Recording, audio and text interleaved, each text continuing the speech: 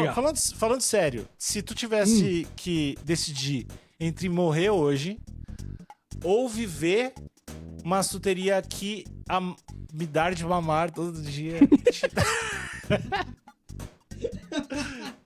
Tipo assim, ó.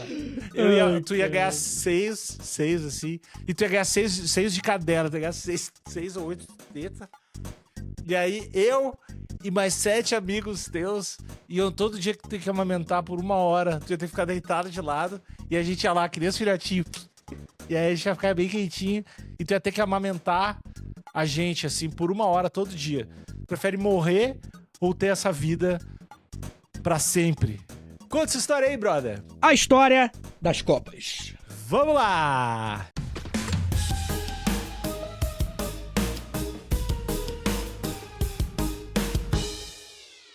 Parampam, paparapam, pararatã. Ó, Olha aí. que horas tem, Nick? Que horas tem, Nick? Vamos dormir? Dormiu. Ó, vamos dormir, Nick.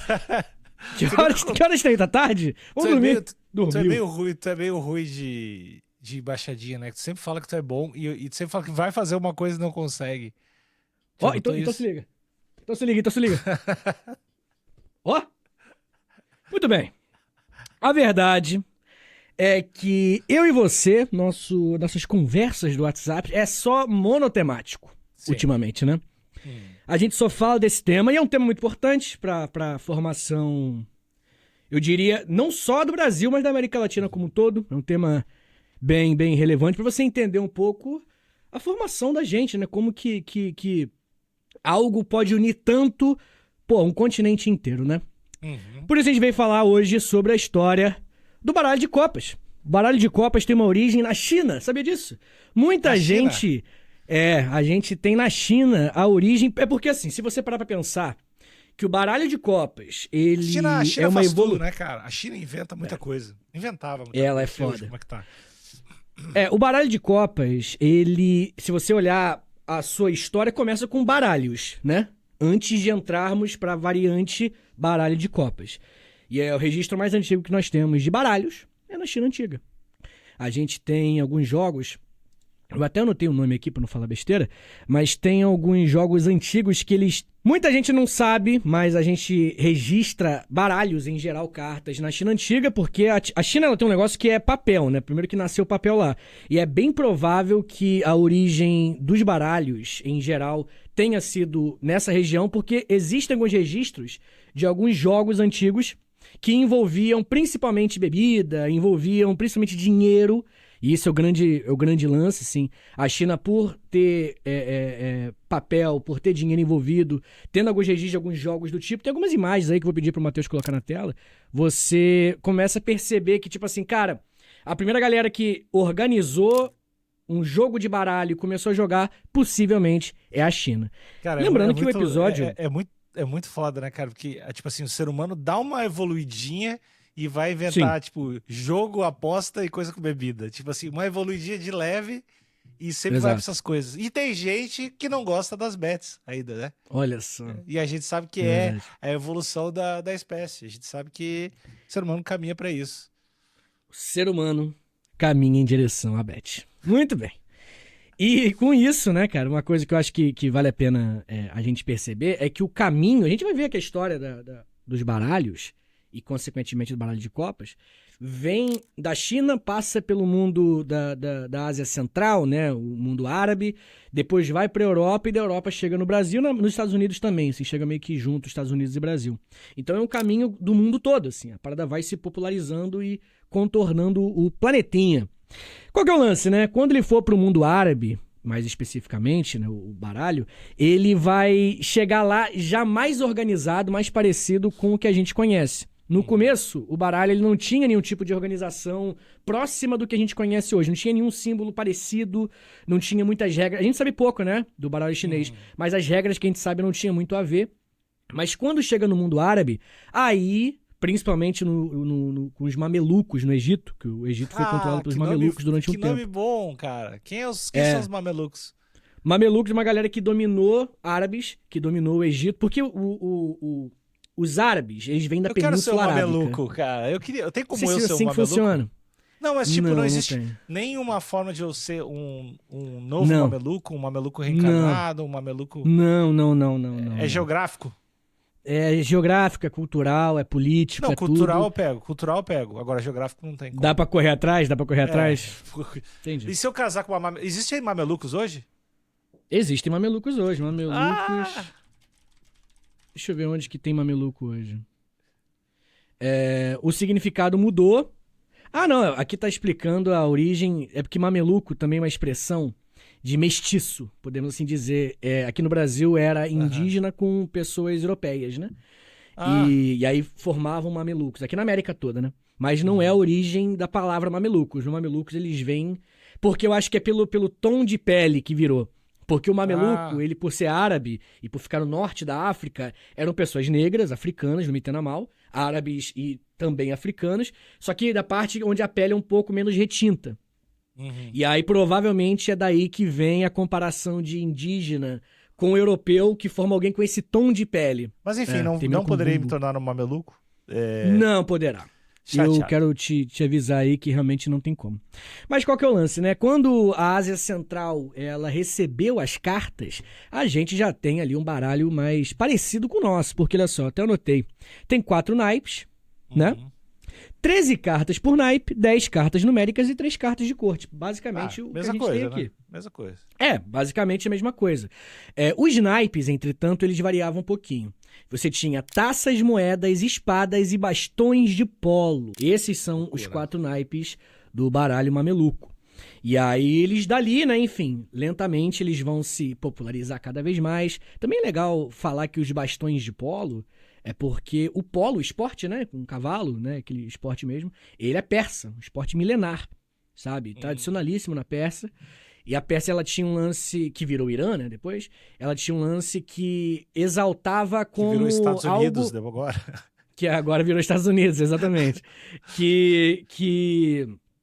Como é que eu posso dizer? Era algo da elite militar, né? É importante lembrar que essa parte dessa parte da Ásia, ela tinha uma supervalorização do cavalo, como uma arma militar mesmo. Então, o esporte polo tem a ver com um militarismo mais avançado, mais sofisticado. Eu acho que a palavra pode ser essa. E só puxando aqui, ó, a gente vai ter um episódio de Dia dos Namorados que teve participação da Marina! A Marina participou também, e a minha tutora, e ela falou que os jogadores de polo, cada jogador tem tipo 5 cavalos. Então, trocam cavalos durante... Eu também não sabia. É uma loucura. Só queria trazer essa informação aqui, deixar um gancho para esse episódio. Aliás, vai lá no Spotify, dá 5 estrelinhas e repassa o Story pros Brother para todo mundo e entra no nosso apoia-se. Exatamente. CTA, galera. Sabia que o melhor CTA possível é quando você grita CTA logo depois? Que aí você ativa muito o CTA. Quando você faz CTA e grita CTA. Vamos ativar o CTA, vamos, ativa aí daí, Vitinho. Ativa. Vamos, boa, gostei.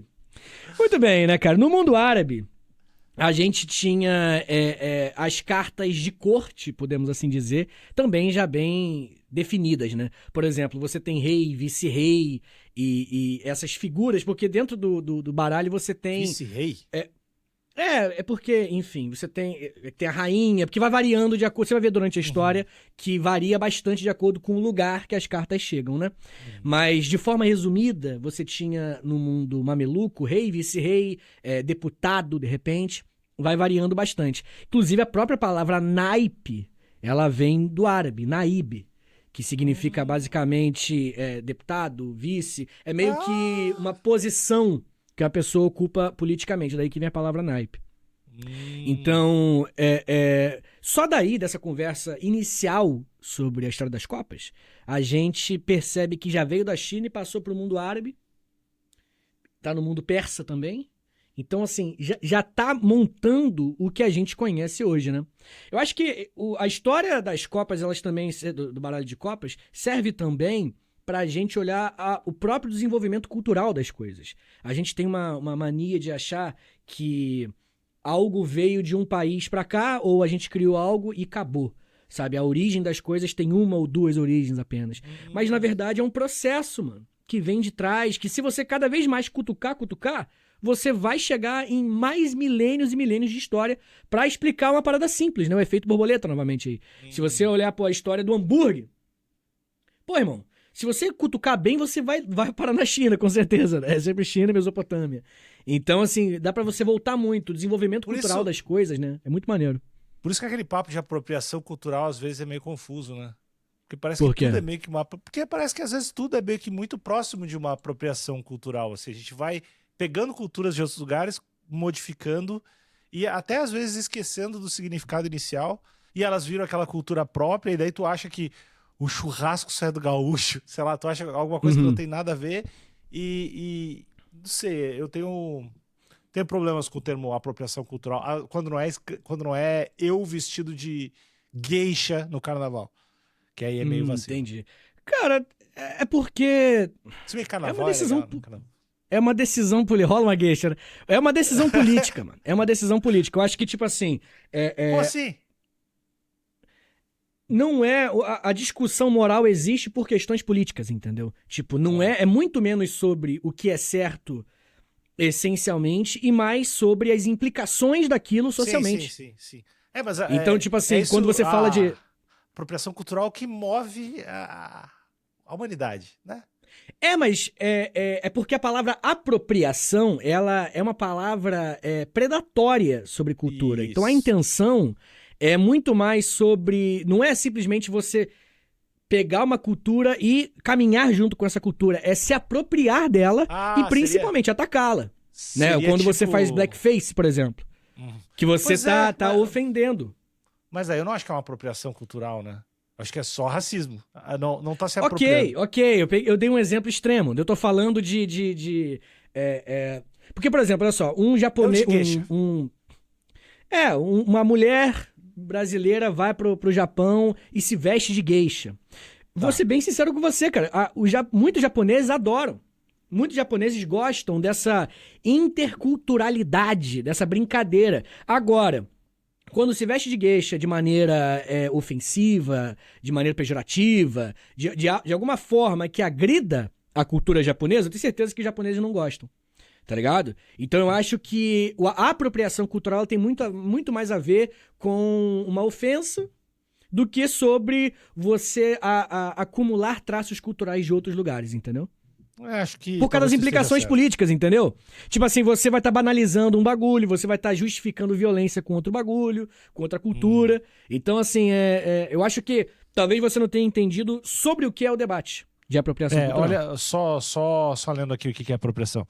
Ocorre quando um grupo dominante, no caso, gaúchos, adota elementos, aí símbolos, vestimentas, tranças ou rituais de uma cultura historicamente oprimida ou minorizada. Esse ato esvazia o significado original e político do elemento frequente. Não sei. Eu sei, mas eu entendo o debate. Muito bem. Entendo o debate. Alexandre. Bom jeito de sair, né? Bom. Alexandre, quando a gente estava falando sobre o rei, o vice-rei, lá do mundo árabe, dos mamelucos, a gente tinha o Malik, os nomes, né? Eu achei aqui os nomes que estava procurando. O Naib Malik, que é vice-rei, o vizir do rei e tudo mais, e o Tani Naib, que é o segundo vizir. Então, assim, daí que vem a palavra naipe, né? Que é de deputado, que é um cargo político em relação ao Malik, que é o rei. Muito bem. Alexandre, como você sabe... A história, ela é feita de grandes eventos também, não só de pequenos eventos. E um desses grandes eventos nós temos as Cruzadas.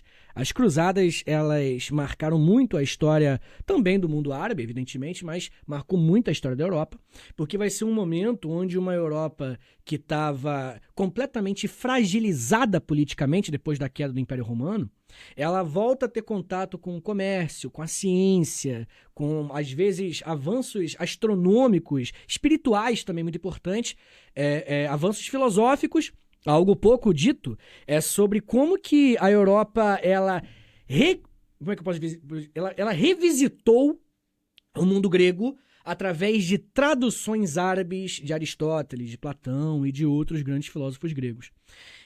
Enquanto a Europa vivia um momento de politicamente e até culturalmente desmantelado, você tinha um mundo islâmico voando, né? É a tal da Era de Ouro Islâmica. E essa Era de Ouro Islâmica ela é muito importante, principalmente para reacender a própria cultura europeia que existia através das cruzadas, principalmente, né?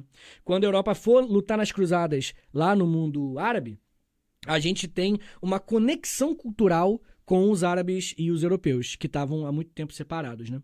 E é nesse momento, nesse contexto, que o baralho de cartas, né, o naíbe, como eles chamavam antigamente, ele foi lentamente sendo assimilado pelos europeus. Então, como é que chega lá na Europa? Principalmente pelas cruzadas.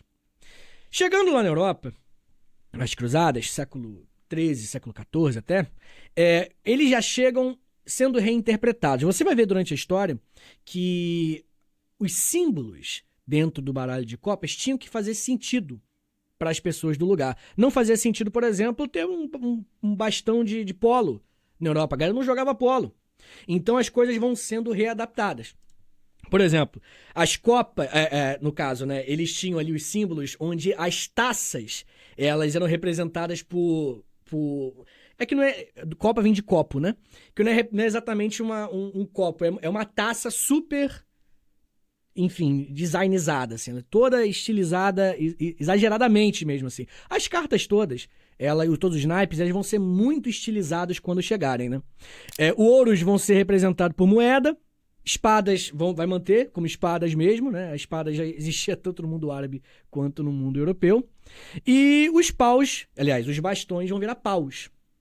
Né? Em vez de fazer os bastões de polo, eles vão fazer uns desenhos de espada mesmo. E é interessante como os símbolos eles não eram, vou botar na tela aí para pedir pro Matheus colocar, eram símbolos literais, assim, não tinha nada a ver com os símbolos que a gente tem hoje. Pô, mas esse símbolo do paus, o que é isso, cara? A gente vai ver durante o episódio. Pois é, louco, parece uma arvorezinha, parece... Eu nunca parei pra pensar nisso. A gente vai ver que alguns símbolos, mais ou menos também, né? O ouro até, mais ou menos. Até o coração eu acho que é bem assertivo. Mas é copas. Por que é copas? Baralho. Percebe o que eu tô falando? De copo. Por que um coração é um copo? Para pra pensar nisso, no nome dos símbolos, os símbolos propriamente dito, e até as letras. Tá ligado? O rei tem um K, valete. Quando eu tô jogando, eu falo coração, eu não falo copas. Tá bom. Então tá bom, mas culturalmente, né? Aliás, fica essa dica pra facilitar, galera. Pra facilitar, né? Pra ajudar a rapaziada que tá explicando pra alguém pela primeira vez. É legal jogar baralho, né, cara? Eu gosto muito. É legal. Eu gosto muito de joguinho de carta em geral, né, cara? Eu comprei ontem, olha que coincidência, comprei ontem o Munchkin, que é um joguinho de carta divertidíssimo, cara.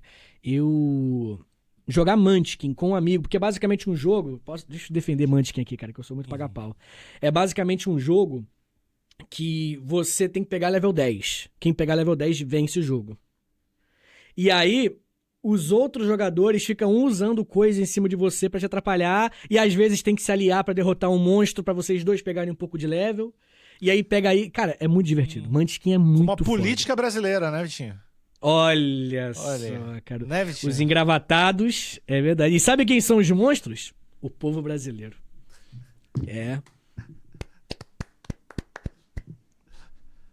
Pega essa. Muito bom, Vitinho. Busca muito essa bom, aí. Assertivo, eu diria. Posso te fazer uma pergunta agora ou não é a hora ainda? Sim, senhor, pode fazer. Num baralho da vida, Vitor, quem é o teu rei?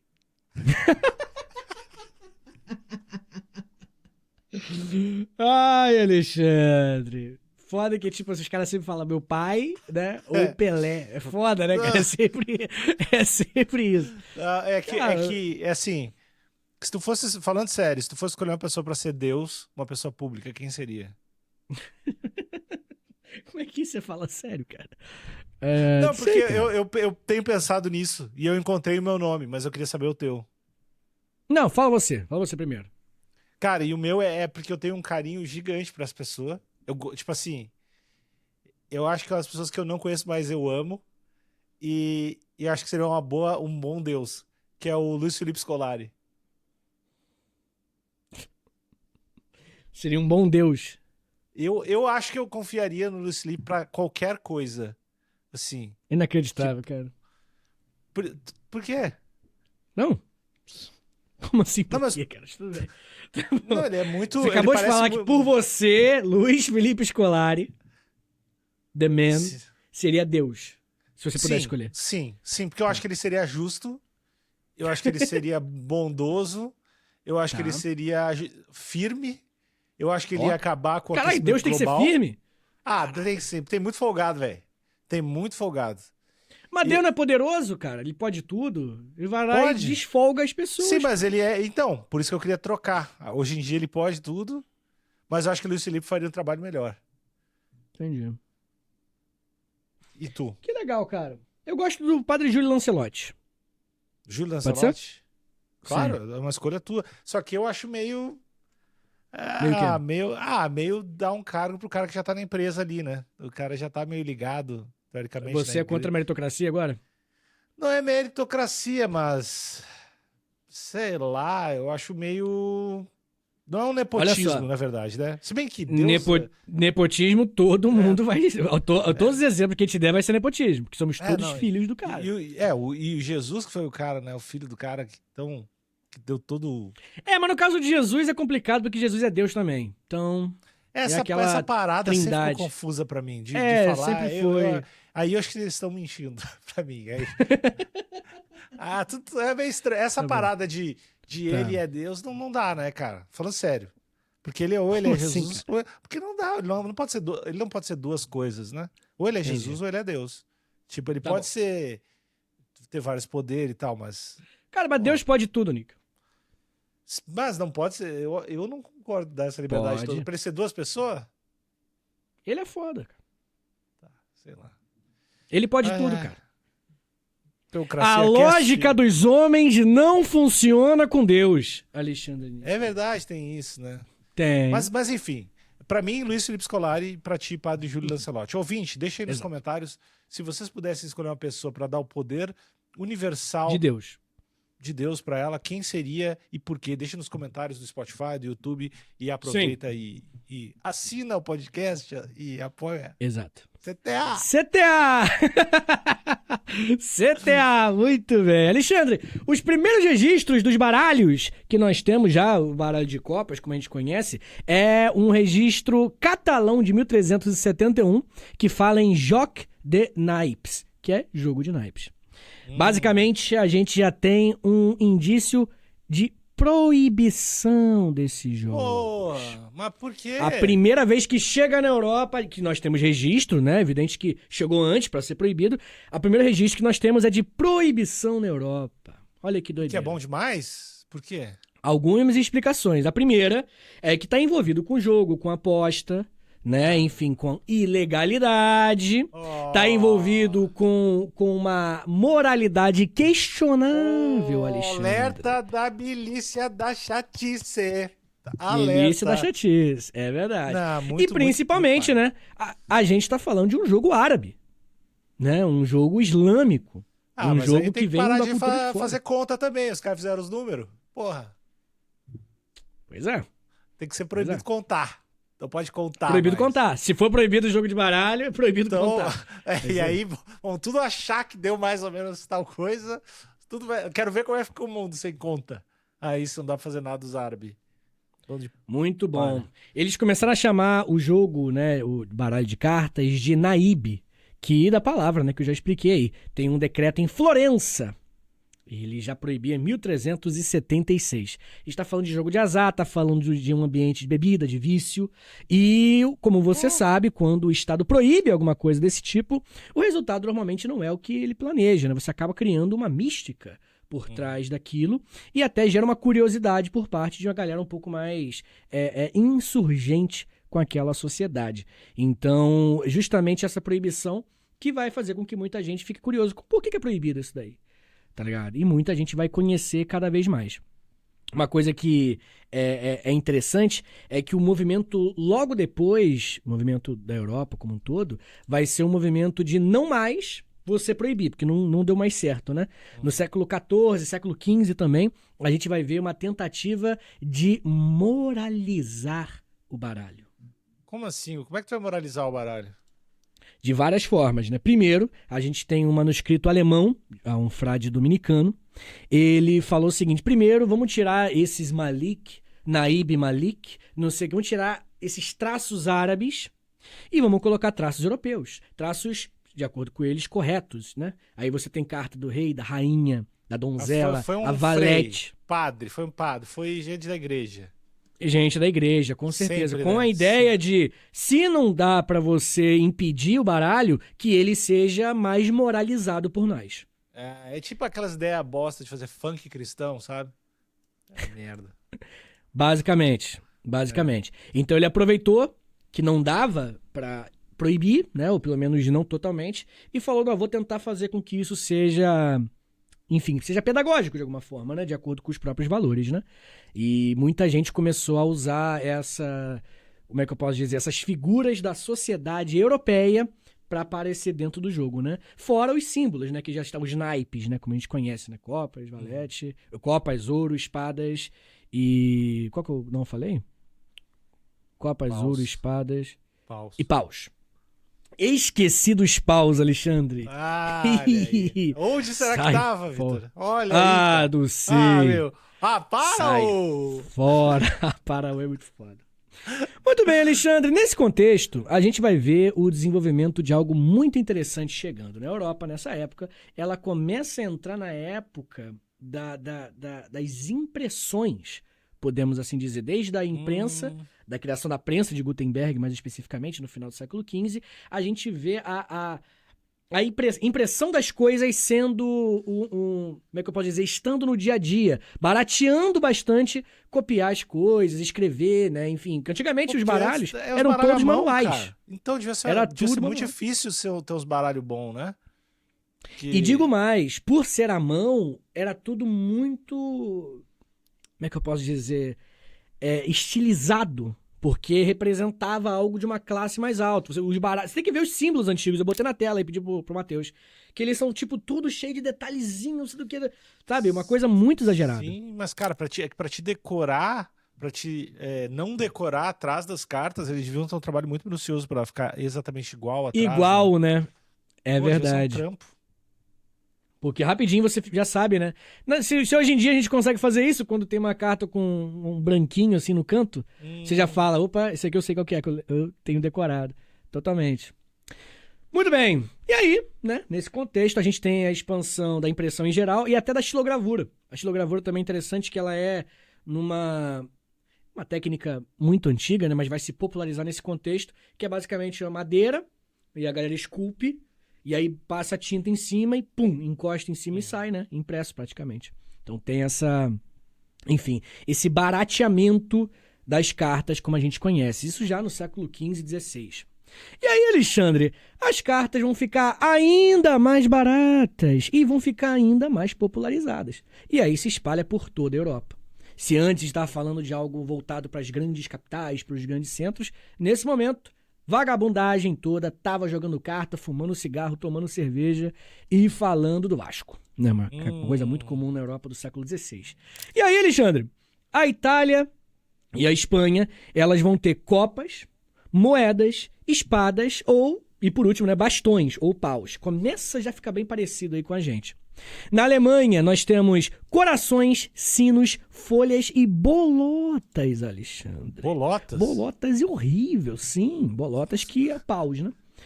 E na Suíça, nós temos rosas, sinos, bolotas de novo e escudos. Então você tem aí uma miscelânea cultural que um vai influenciar o outro, né?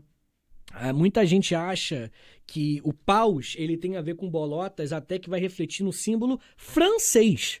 A França, e aí que vem o grande pulo do gato, a França, mais especificamente por volta de 1480, é ela que vai fazer o símbolo mais simples, que é basicamente os símbolos que nós temos hoje. Os símbolos, pensando no símbolo especificamente, não nos nomes, né? Os nomes eram diferentes. Os nomes basicamente significavam corações, né? O símbolo do coração lá, que é copas. Losangos, que é ouro. Trevos, que é paus. E, por último, piques, ou pontas de lança, que a gente traduz como espadas, né? Esses símbolos, eles vão ser os grandes símbolos que vão se popularizar aí lentamente por um único motivo, que eu quero que você adivinhe por que esses símbolos venceram a corrida dos símbolos das cartas. Por quê? Porque algum rei quis. Não. Porque existe era outra mais explicação. era mais barato de fazer a impressão. Exatamente. Essa foi boa, gostei. Eu pensei que ia ter que dar dica, hein? Posso voltar ali e tirar o Luiz Pode Felipe voltar. e me botar de Deus? Tá bom, pode sim. É que eu não queria assumir de novo esse cargo, mas vou assumir. Como a gente está falando de um contexto de impressão, os símbolos simples eram muito mais fáceis de imprimir em grande quantidade, a demanda era grande. Então, quanto mais básico os símbolos eram, e com mais identidade também, né? Mais eles eram escolhidos para as impressões, tá ligado? Se você olhar para os símbolos de hoje em dia, eles são muito simples, né? Tá ligado? O formato, esses de hoje em dia que a gente usa, né? Esses símbolos, eles são símbolos franceses. E isso explica já muita coisa, né? Muito bem. Mas aí já tava que acontece? Aí qualquer um podia jogar já na época, né? Já tava já tava... Depois da impressão, estilogravura e outras coisas, acabou. Aí geral começou a jogar de forma sem limite, né?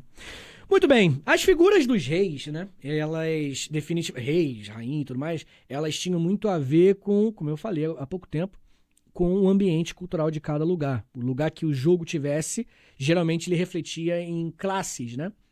Não era algo obrigatório, mas muitas vezes acabava, né, enfim, conectando. Você tem reis, eles tinham na época damas e sotas, que era uma espécie de... Porque, enfim, varia, né? Hoje em dia a gente tem essa regra, mas naquela época não era os que a gente tem hoje. Na época tinham cavaleiros, sotas, reis, damas e valetes, sabe? E basicamente os sotas eram subalternos, tá ligado? Da galera. E aí, no mundo ibérico, vai ficando um pouco mais... mundo ibérico é Espanha e Portugal, vai ficando um pouco mais parecido com o que a gente vai ter hoje, que é rei, rainha, valete e cavaleiro e sota, né? E aí, lentamente, a coisa vai acontecendo. Também é legal, eu anotei aqui no roteiro, deixar como curiosidade, que dependendo do momento que você estiver analisando, você tinha, por exemplo, em Paris, os reis não sendo reis, sendo Davi, Alexandre, Júlio César, Carlos Magno. Pegavam grandes figuras e jogavam com o Alexandre, de Alexandre Grande. E o Coringa?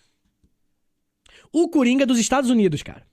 O Coringa, ele veio como uma forma de faz tudo, podemos assim dizer. Tanto que a expressão, né, ela significa isso, é um faz tudo. Né? Polivalente, serve pra... né? Mas... Como jogador Ibanez. Tá bom, muito bem. Que, de alguma forma... Como é que eu posso dizer? Servia pra... Porque, enfim, o baralho de cartas tem vários jogos diferentes, né? Não existe uma forma só de jogar. E aí o Coringa veio pra dar mais uma possibilidade dentro das várias mecânicas que existem dentro do jogo de baralho de copas, né? Então é mais uma brincadeira, mas veio dos Estados Unidos como Joker. E Coringa se escreve com U, sabia disso? Coringa. Achava que era Joker? Não, mas é que tu tava vendo de Joker. Né? Tá bom. Ia ser bom se fosse Muito Joker. Coringa com U? Isso. Coringa. Sim? Não, calma aqui, deixa eu ver aqui. Coringa é o vilão do Batman. Do Batman, tá. Escreve Coringa aí. Cara, Coringa com U é meio estranho. Juro pra você. Cara, é real. É real. Não, já acho que dá os dois. Não, vale os dois. Eu tô falando da origem etimológica, né? Tipo, na origem era Coringa e popularizou, né? Até o... Moleque, depois que o literalmente perdeu o seu sentido literal, virou bagunça. Tá ligado? Eu gosto muito de ver alguém falando literalmente errado. Eu sempre vou achar engraçado. Mas assim, primeiro que a graça virou usar errado agora, né? Que é muito bom. Você é literalmente fulano, né? Isso é muito foda. Mas assim, no dicionário aceitou como um sentido mais abstrato. Eu fiquei muito triste, cara, porque a palavra literal, que se contrapõe à palavra figurativa, né?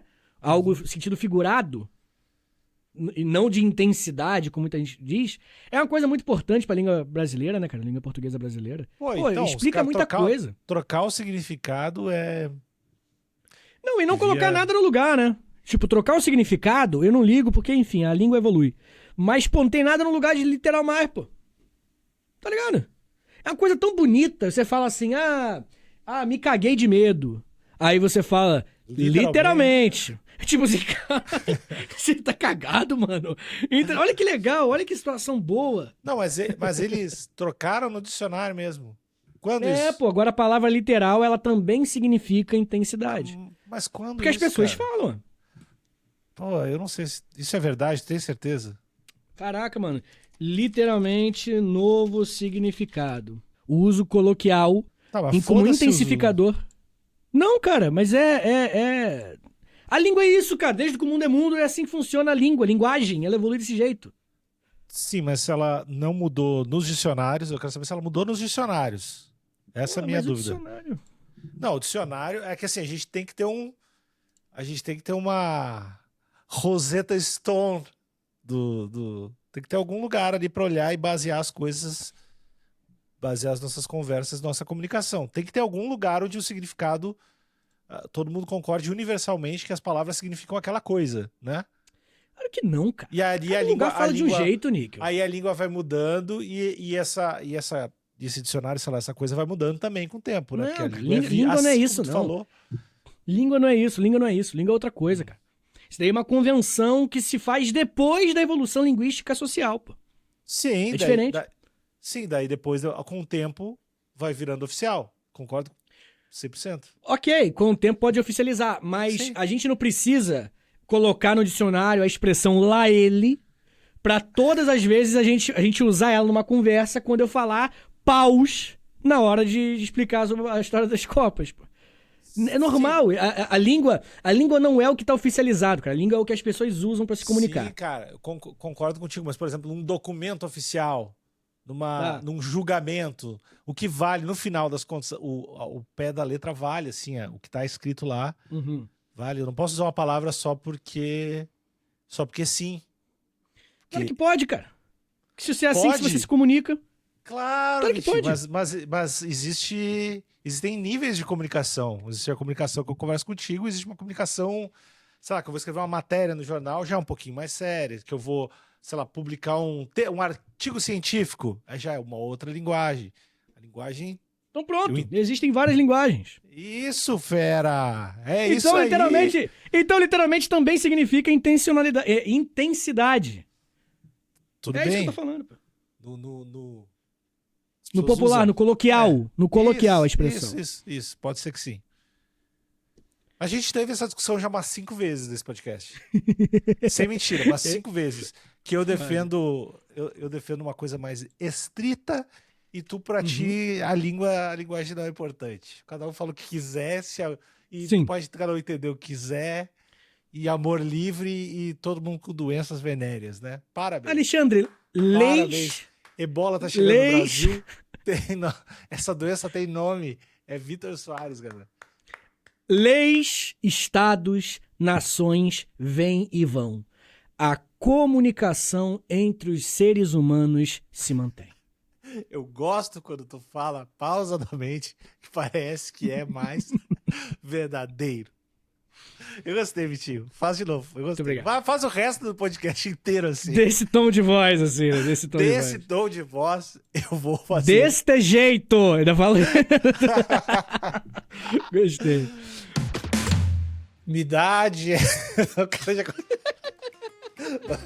Me dá dinheiro. Me dá dinheiro. Fica falando isso até. Ia ficar botando na tela.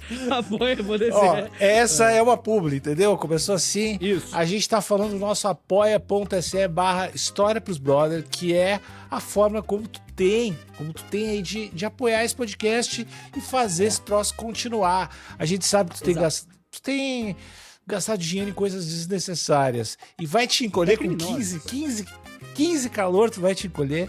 E a partir desse valor, tu já recebe um conteúdo exclusivo, o Chorinho, um podcast que tá num feed do Spotify aí, pode escutar que a gente grava logo na sequência são 15 minutos, meia hora, 20 minutos, 5 minutos. Não tem tempo nenhum, legal. E aí uma coisa, quem não paga pode ver, tá? De repente a pessoa quer ver, digita aí na barra de pesquisa, apoio História pros Brothers. Você vai ver os episódios que tem exclusivos, que vai ter um cadeadinho, né? Esse cadeadinho falou como uma stripper passeando no bairro. Quem não paga pode só... Quem conecta a sua conta de apoiador com a sua conta do Spotify consegue desbloquear esse cadeadinho e ter acesso a esse feed. apoia.se/História pros Brothers. Muito bem, Alexandre.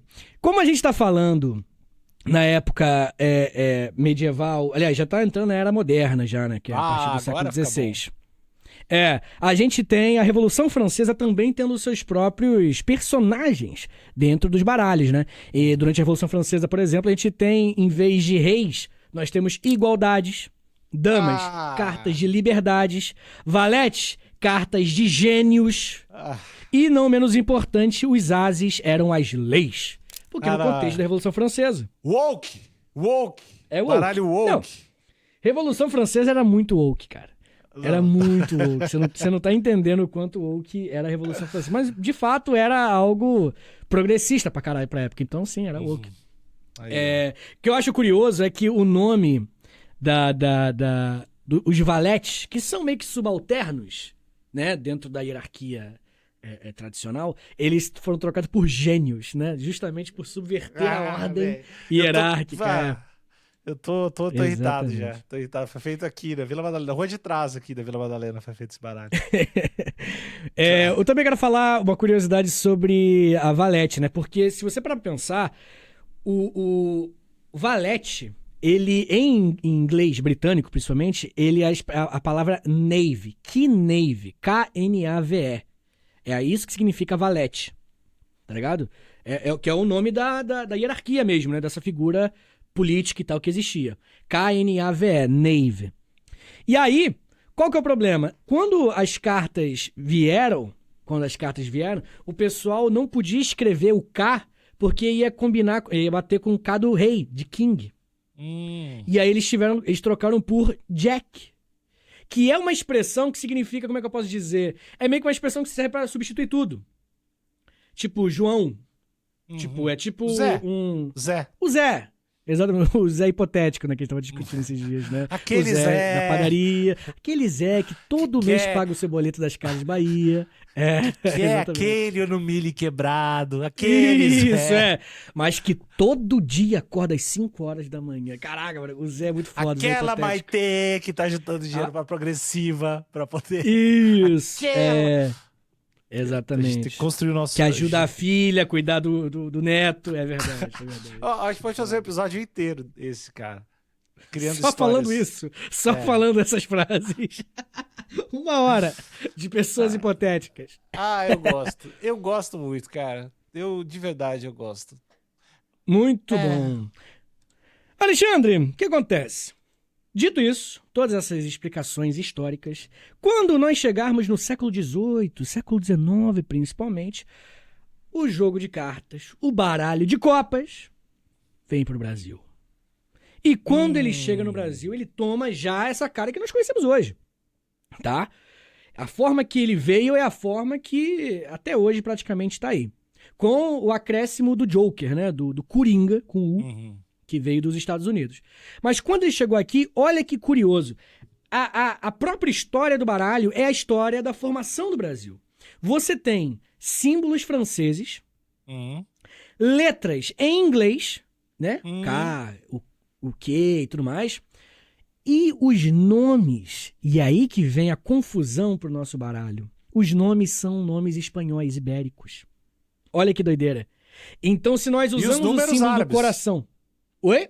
E os números árabes. E os números árabes, bem observado. E os números árabes. Se você...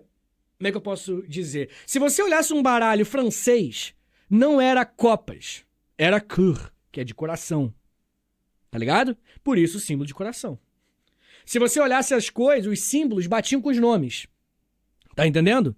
Mas quando veio pro Brasil, veio um nome de um... O maior motivo você sabe qual que é, né? O preço da impressão. Quando vieram as opções, o brasileiro escolheu o mais barato de imprimir. A gente, principalmente nessa época, era colônia, tava... depois a gente virou um império, mas ainda era um império muito Até mais hoje a pobre gente do que escolheria o outros. mais barato. Até hoje. A gente Exatamente. Só que a nomenclatura usada era a nomenclatura ibérica. A gente usava nomes de cartas ibéricas, Portugal e Espanha, mas usava a impressão francesa, porque era mais barata. As letras são inglesas, né, do inglês mesmo, vem do Reino Unido. E, como você disse, os números são árabes. Então, Alexandre, que beleza é a carta, a história das copas, o baralho de copas, uma muitas culturas, Alexandre. Uma verdadeira salada de frutas, Vitor. Uma salada de fruta cultural. Exatamente. A maçã e a França, que a gente exagera ainda. Vai até longe. Continua indo pra sempre, por exemplo. Mas é isso mesmo. A maçã e a França foi foda. Mas é isso. Então, tipo assim, a gente vê a história dos baralhos, né, do baralho de copas, como uma história, aqui no Brasil principalmente, como a própria história do Brasil, de uma mistura de muitas miscigenação, Vitor. Miscigenação gamificada. Vamos usar várias palavras jovens hoje. Farmou aura gamificada. Vê se o algoritmo pega, né, cara? 6-7. É verdade. Ai, cara. O que a gente acabou de fazer aqui, cara? Não, mas... Muito bem. Mas basicamente, não existe apropriação cultural no baralho, né? No baralho. Como assim, cara? Como assim? Porque foi um pegando o outro, foi Sim. um roubando, e no final virou uma grande delícia, né? Uma grande delícia Virou de uma jogatina. grande delícia. É uma jogatina muito divertida. Eu gosto de jogar... Mas como eu falei, cara, eu tenho outros jogos de baralho. Eu gosto muito do tal do Magic, né? Aquele jogo bem nerdola mesmo, assim. De mongolão, né? Bem, bastante. Sou mais fã do Munchkin, como eu falei. E coleciono cartinha de Pokémon, né? Tá, então, mas assim, também... Vitinho, se tu for ter que apostar a tua vida, em qual jogo tu aposta? Eu jogo e tem que ser a minha vida? Valendo a tua vida. Tu tá apostando a tua vida. Foda que dependendo de quem eu vou jogar. Contra quem que eu tô jogando? Contra... O seu Zé Hipotético? O seu Zé Hipotético, meu vilão. Eu estou do outro lado da mesa. Ah, então eu vou pegar Magic, pô. Porque você não vai entender nada. Magic?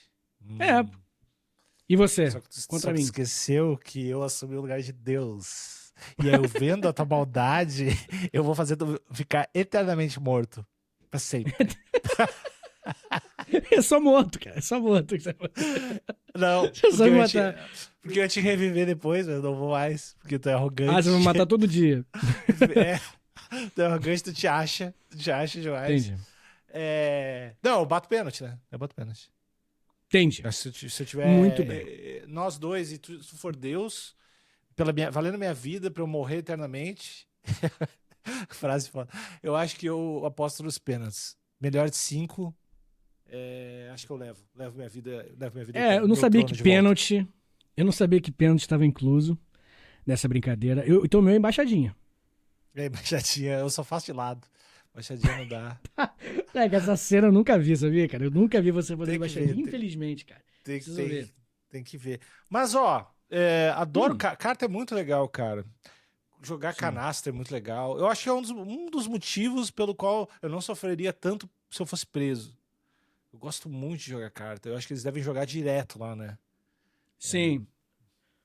Deve jogar, né? Não sei como é que é. Se bem que eu conheci um brother meu que foi preso, ele falou que ficava fumando teia de aranha, mano. Porra, você acredita nisso? É muito baixo astral, né? Acho que foi de pensão, um bagulho assim. Eu não ficou muito tempo, né? Pensão, acho que não ficou. Eu acho que não. Porque ele tava solto, né? E ele tinha mais ou menos a minha idade. Então, no mínimo aí, ficou alguns anos. Que doideira, né? Que clima bom pra gente terminar esse episódio, né, Alexandre? Gostou da história das Copas?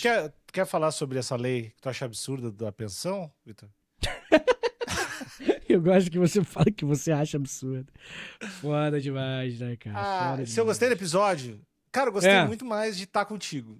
Eu acho que... Acho que estar contigo é impagável, Vitor. Assim, o que eu aprendo, o que eu sinto, meu corpo se modifica, minha mente evolui. Quero falar a verdade que muita gente não sabe. A voz do Vitor, às vezes, pra mim, é como um choro de bebê e eu estou lactando. E eu gosto de imaginar que o Vitor tá amamentando em mim, às vezes, assim. Uhum. Eu fico... Sim. Uhum. Que legal. Põe na pós aqui o Vitinho aqui. Olha, arrotou. Cara, eu acho que se fosse o bebê e estivesse amamentando em mim, eu ia bater nas tuas costinhas assim, ponto. E tu ia... Pequenininho, moleque. Imagina eu. O mesmo rosto, tá ligado? Só que pequenininho o corpo. Falando sério, se tu tivesse que decidir entre morrer hoje ou viver, mas tu teria que me dar de mamar todo dia. Tipo assim, ó. Tu ia ganhar seis assim, e tu ia ganhar seis de cadela, tu ia ganhar seis ou 8 tetas. E aí eu e mais 7 amigos teus iam todo dia ter que amamentar por 1 hora. Tu ia ter que ficar deitado de lado. E a gente ia lá, criança filhotinho. E aí a gente ia ficar bem quentinho. E tu ia ter que amamentar a gente, assim, por 1 hora todo dia. Prefere morrer ou ter essa vida pra sempre? Moleque, sem brincadeira. Acho que eu botaria pra tocar Untitled, do Simple Plan. Pegaria uma faca, cortaria lentamente meu próprio pulso. How could this happen to me? E me matava, mano. I made my mistakes. E pronto. Mas tipo assim, tu ia, tu prefere... Mas então tu tá dizendo que tu prefere abandonar a tua mina. É isso? É um preço que é alto, mas acho que ainda mantém a minha opinião. Cara, é 1 hora por dia só. 1 hora por dia. Eu, filhotinho... Pô, mas todo dia, cara. Mas 1 hora. Pô, tá, escolheu a morte, desistir. A morte. Covarde pra caralho, hein? Covarde, galera. Se eu não tivesse junto nesse projeto, eu ia falar pro pessoal parar de apoiar, velho. Porque apoiar esse tipo de coisa, tipo, tu é contra contra a amamentação, cara. Imagina alguém ser contra a amamentação, moleque. Não, o cara mais red pill do mundo, velho. Não, mas acho que tem os caras que são contra a amamentação pública, né? Ah, os não, tem. Sim. Que eu não sei qual é a contrapartida do cara ser. Tipo assim, o cara falar que ele é contra, e aí ele vai falar, mas, porque tem que pensar, o bebê não vai comer, tipo, qual é a... Mas qual que é o argumento? É lance de sexual? Eu não sei, cara. Eu não sei, foi tu a primeira pessoa que me falou que era contra. A voz vai afinando, né? O cara vai mentindo, assim. Vai agora contra. É ruim que tu me conhece demais, tu sabe. Ai, não, mas cara, tipo... Não, eu não conheço ninguém. Eu nunca nem vi alguém falando que é contra, assim, tipo... Não, mas essa discussão eu já vi na internet já. Se bem que tá na internet, então não deve ser de verdade, né? Deve ficar sem internet. Não sei. Não sei. Eu acho que eu nunca vi nenhum Red Pill falando isso, assim. Inclusive, tem um... Eu não posso falar quem é, mas tem um familiar meu que nesse momento ele contaria essa história. Que quando ele era mais jovem, ele viu um cara olhando na maldade, a expressão é essa, na maldade pra uma mãe amamentando o filho, olhando pro peito da mulher, e ele deu um soco no cara e desmaiou o cara, pô. O cara que tava olhando na maldade, tá ligado? É muito foda. Vou te contar essa história melhor. Mas é muito foda. Ele viu o cara olhando na maldade, essa é a coisa mais malvada que eu já vi na minha vida, e deu um socão no... E o cara desmaiou, pô. Caiu do chão. Pior que eu meio que acredito no teu parente, cara. Não. Eu acho que é real. Eu acho que... Eu também acho que ele... Não, eu acredito no bom senso dele. Talvez ele tenha lido o cara certo, cara. Sim. Pro cara... Eu não conheço teu parente, assim, né? Mas pro cara se revoltar a esse ponto, ele deve ter visto que o cara realmente, assim... Porque se ele fez... O cara, sei lá, tava olhando pro vidro, o reflexo do vidro, olhando alguma coisa... O cara tá parado no metrô e tomou um socão. Tomou um socão, filho. Também ia ser engraçado, né, cara? Também ia ser sensacional. Mas foi. Eu vou contar essa história no Extra, Alexandre Níquel. E se as pessoas quiserem ouvir esse extra, né, você assina o apoia.se/História pros Brother, que tem, inclusive, episódios novos todas as semanas, Alexandre Níquel. Já tem uma lista grande e vai ter mais toda semana. Logo depois que a gente lança esse episódio, a gente lança em seguida o episódio extra e fica aí o convite pra todo mundo conhecer mais e ajudar o nosso trabalho, participar do grupo. A gente fala o nome da pessoa que apoia, dependendo do nível, no final do episódio, agradecendo, nossos patrocinadores, enfim. Tem várias coisas pra você fazer aí. E tem outras coisas muito importantes, assim, ó. Esse podcast tem chance da gente fazer um episódio na Disney, chegar ao número de assinantes, que não é absurdo. Não. E tem chance da gente ter 2 episódios por semana, com 2 chorinhos por semana. Então, sim, não, aí é trabalhar pra caralho. Venha fazer parte dessa massa, porque é mais dinheiro e mais chance de eu morar no Rio, quero morar perto do Vitinho. É verdade, é pior que é meio que 80% do dinheiro é voltado pra Níquel morar no Rio, é verdade. Eu quero morar no Rio, vamos lá. Apoiem. É isso. Muito bem, então é isso. Ah, e também vai ter Copa do Mundo, né, agora. Então é isso, Alexandre, essa é a história das Copas. Tchau, tchau. E agora chegou a hora de falar dos nossos anjinhos Ceasa com fuzil e piloto de empilhadeira. Yes! Patrícia Menezes Tomborelli. Valeu, Patrícia. Érica Palumbo. Valeu, Érica Palumbo. Milena Guimarães. Milena, grazie. João Victor Mendonça Pintaiá. Papo de Pintaiá, grande João Victor. Eu não sei se é porque é Pintear. Com Pintear, não sei se é Pintaiá. Eu falaria Pintaiá, mas... Pintaiá, sim. Maurício Mesquita Rec. Valeu, Maurício, muito obrigado. Marcos Feronato Mesomo. Valeu, Marcão, tamo junto, meu querido. O Gegé, o Gerson Manuel Loureiro. Valeu, Gerson. Graças. Vinícius Diego França Santin. Valeu, Vinícius. Muito obrigado, meu querido. Hugo Luna de Andrade Lima. Valeu, Gão. O gostoso. Brandon Felipe Vieira Rosa. Valeu, Brandon. Tamo junto, Brandon. Ranier Mendes. Valeu, Ranier. Muito obrigado pelo apoio, meu querido. Rick Gunnar Cosalter Chaulon. É Rurik. Sei o nome dele. Rurik. Falei Rurik. Muito obrigado, Rurik. Tá. André Bizeto. Valeu, Bizeto. Tamo Mauro junto. Müller. Débora Osti. Valeu, Débora. Muito obrigado, minha querida. João Pedro Vieira Zumblick. Muito obrigado, João Pedro. Jéssica Abatsoglu Magno. Abatsoglu. Muito obrigado, Jéssica. Arthur Scavassa Padioro. Grazie. Mano Chaves. Grande Mano Chaves. Muito obrigado, Mano Chaves. Maurício Carlos Cook. Valeu, Cook. Ohana Tomazini. Grazie de novo. Rodrigo Chioji. Valeu, Chioji. Tamo junto. Maurício Segoshi. Segoshi, fazer o efeito sonoro do Segoshi toda vez. Tipo um futebol antigo, tá ligado? Segoshi, vamos fazer. Bruno Calixto. Muito obrigado, Calixto. Ellen Oliveira. Valeu, Ellen. Ela é maluca. Hugo Paixão. Passion Hugo. Muito obrigado, meu querido. Níquel Raposinha. Mariana Lins Sartori. Valeu, Mariana. Muito obrigado. Jorge Shimao. Muito obrigado. Elson Filho. Meu amigo de Pokémon. Muito obrigado. Renan Nobaio. Valeu, Renan. Ângelo Prestes. Muito obrigado. E Yuri Nogueira. Valeu, Yuri. Tamo junto, meu querido. Johanna Liora dos Santos. Valeu, Johanna. Guilherme No Victor de Oliveira. No Victor. Muito obrigado. E Felipe Assis. Valeu, Filipão. Tamo junto. Valeu, pessoal. Muito obrigado. Valeu, pessoal. Tchau, tchau. Beijo.